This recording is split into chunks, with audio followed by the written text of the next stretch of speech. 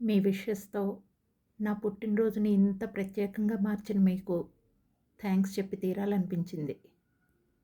అందుకే ఈ చిన్న ప్రయత్నం. హ్యాపీ హ్యాపీ బర్త్‌డే నీరు అంటూ అమ్మలా పెంచిన అక్కలు చెవిలో చిన్నగా చెప్తూ లేపడం ఒక అందమైన జ్ఞాపకం. హ్యాపీ బర్త్‌డే టీచర్ అంటూ అసెంబ్లీలో ఏకకంఠంతో విద్యార్థులు గ్రీటింగ్స్ గుమ్మరించడం మరో మధురమైన జ్ఞాపకం.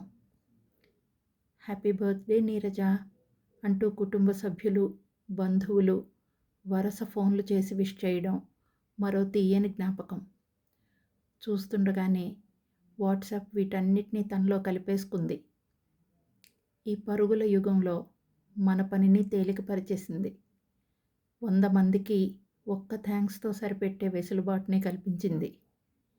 ఈ 55 ఏళ్లలో ఏం సాధించావు అని సూటిగా అడిగితే నా దగ్గర సమాధానం లేదు, కానీ ఏం సంపాదించావంటే మాత్రం ఓ నలుగురిని అని స్థిరంగా చెప్పగలను. ఎవరేంటి? ఆ నలుగురు మీరే. మనసుతో విష్ చేసిన మీ అందరికీ మనస్ఫూర్తిగా కృతజ్ఞత తెలిపేందుకే ఈ పదబంధ కవిత. Thank you so much.